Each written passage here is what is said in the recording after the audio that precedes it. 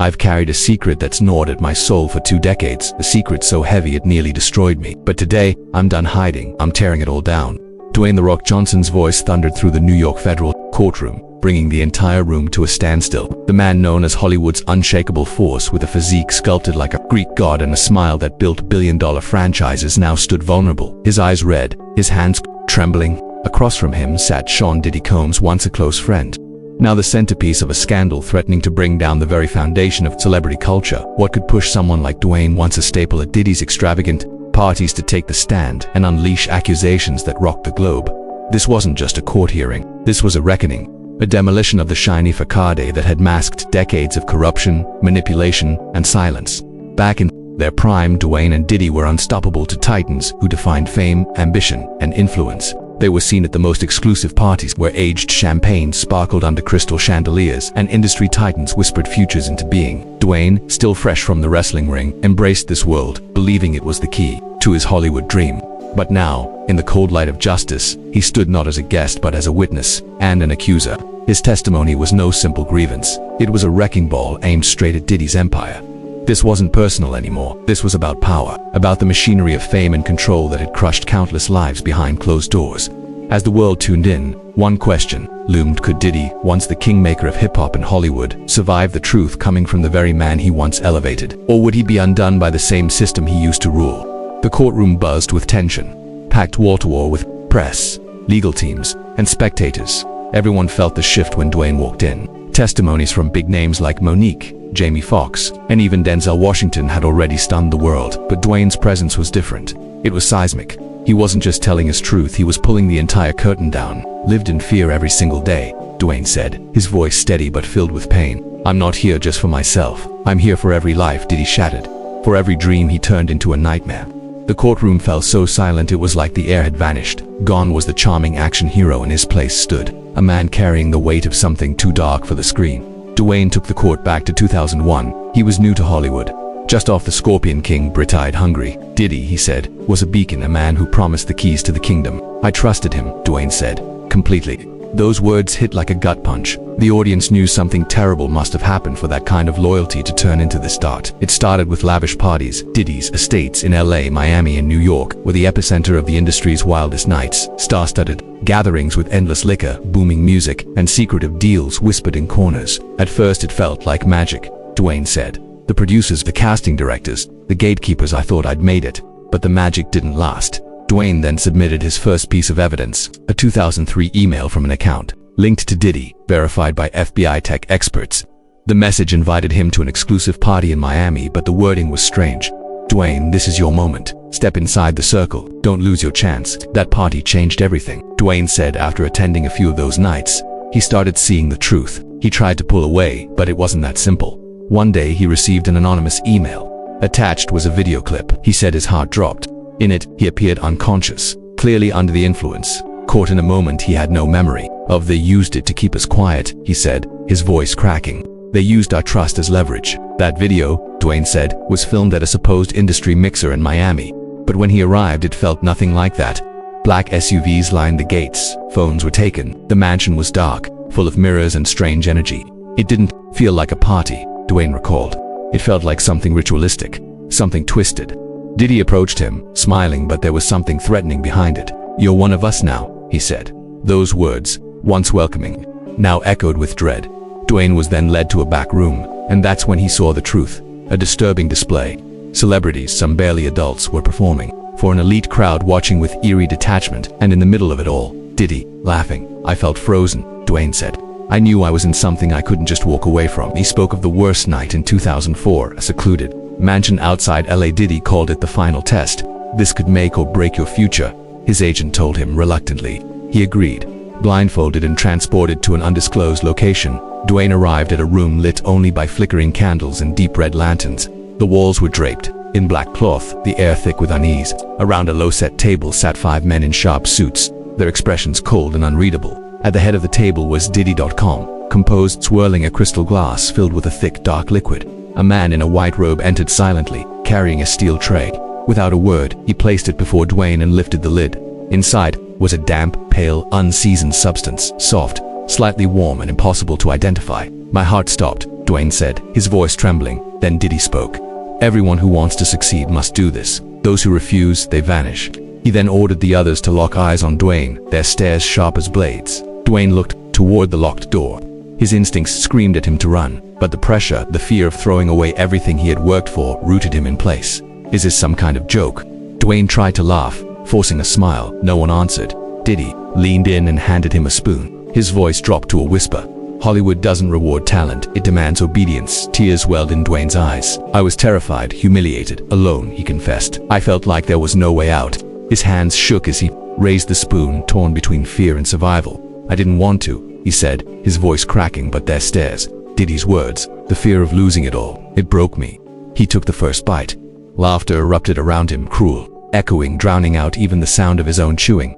I don't remember the taste, Dwayne whispered. Just the silence that came after. And the part of me that died in that room. The ritual went on for 30 grueling minutes. All the while, those icy gazes remained fixed on him. When it was over, Diddy clapped softly. Welcome to the next level, he said. Dwayne walked away from that room changed. He felt like he had traded something sacred, his dignity, maybe even his soul. It wasn't about what I ate, he told the jury. It was about what I gave up. That moment, he said, marked the start of a darker chapter. He described how a web of control slowly tightened around him. Each time he declined Diddy's invites, things shifted. His once soaring career began to stall. Movie roles vanished. Projects went cold. Whispers circulated that he was difficult, uncooperative, not a team player. Diddy never directly threatened me, Dwayne said. But the message was loud and clear. I belonged to them. He began receiving cryptic late-night calls from unknown numbers, subtle reminders of the video, warnings about his family. They'd say things like, you know what's at stake, Dwayne. Keep your family safe. His voice broke. It wasn't just about me anymore. It was about my wife, my kids, everything I loved. The fear consumed him, eroding who he once was. He revealed that he began therapy soon after. I tried to explain the fear, the shame, but I couldn't even say it out loud. He said, just thinking about that room, those lanterns, that tray, I could barely breathe. His therapist helped him give the pain a name, but the scar never truly healed. I lost sleep for years. I felt like I had become complicit by staying silent. Dwayne admitted, like I had become part of the machine. But it didn't stop there. Diddy's influence, he said, went far beyond veiled threats. He described a work retreat, held at a remote desert compound where he expected career mentorship and collaboration. Instead, he found a group of artists, some newcomers, some famous, all visibly disturbed. Phones were confiscated, rooms had no windows. Loud music blared at all hours. Meals were erratic. They were made to memorize strange mantras pledging loyalty to the power of success. At first I thought it was elite training, Dwayne said, but it was really about fear.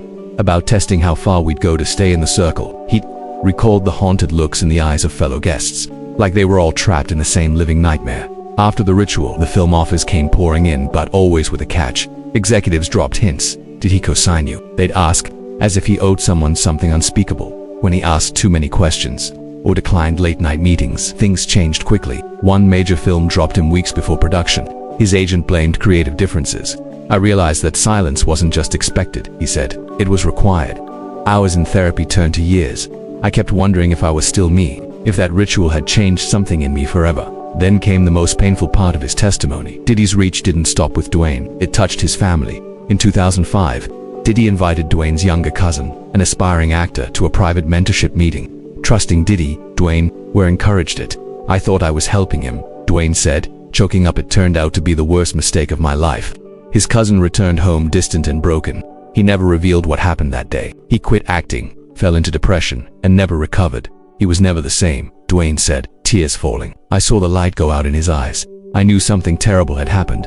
When Dwayne confronted Diddy, he got a cold reminder. I hold all the cards. That included connections, leverage, and that video. The courtroom gasped. Jada Pinkett Smith, there in support of other witnesses, was visibly shaken. Her own pain mirrored in Dwayne's words. As Dwayne's testimony ended, the room buzzed with disbelief. Diddy's lead attorney, Benjamin Carter, wasted no time. He called the entire story a theatrical lie, a performance meant to tarnish a powerful man. There is no video, no proof, Carter said, urging the court to dismiss Dwayne's testimony as emotionally manipulative but baseless. Diddy remained stone-faced throughout, but his clenched fists gave him away. When asked if he wished to respond, Diddy declined through his legal team. They presented old contracts, supportive emails, and even a 2002 thank you note from Dwayne to Diddy, hoping to reframe the relationship as purely professional. This is just a bitter man, Carter argued. Carter pointed directly at Dwayne, accusing him of spinning a dramatic tale to settle old scores. But Dwayne, visibly shaken, couldn't hold back any longer. "You keep lying," he shouted. "You left me with no choice." His voice cracked with emotion as he described the fear that kept him silent every time he tried to speak up. Mysterious calls or cryptic messages would show up, reminders of Diddy's reach and the consequences. "My cousin was just a kid. His future was just starting," Dwayne said, his voice breaking, "and I had to stay silent, just to keep him safe." The outburst stunned the courtroom, adding a raw intensity to an already charged atmosphere.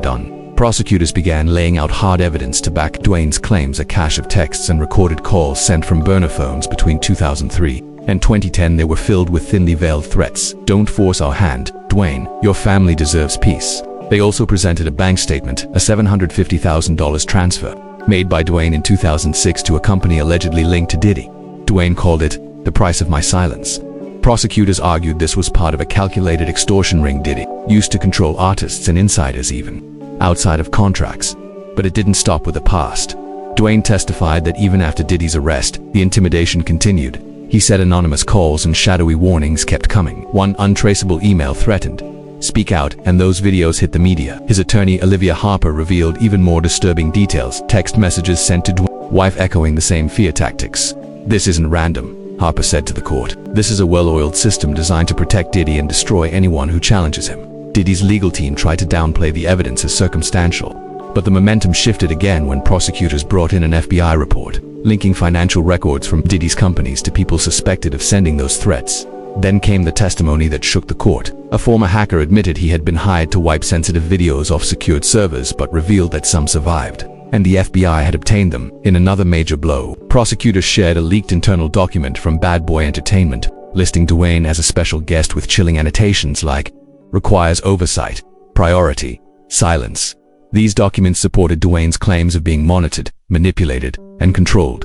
But Dwayne's testimony wasn't just about documents and data, it was deeply human. He spoke of the mental scars he carried. "I couldn't sleep for years," he said.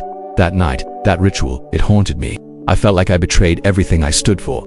He said therapy helped him name the trauma, but the shame stayed. He began to question who he had become. "I was the rock," he told the court, "but inside I was hollow, shaped by fear." Seeing other survivors like Cassie Ventura speak publicly gave him the strength to come forward. "Her bravery showed me silence protects the abuser," he said.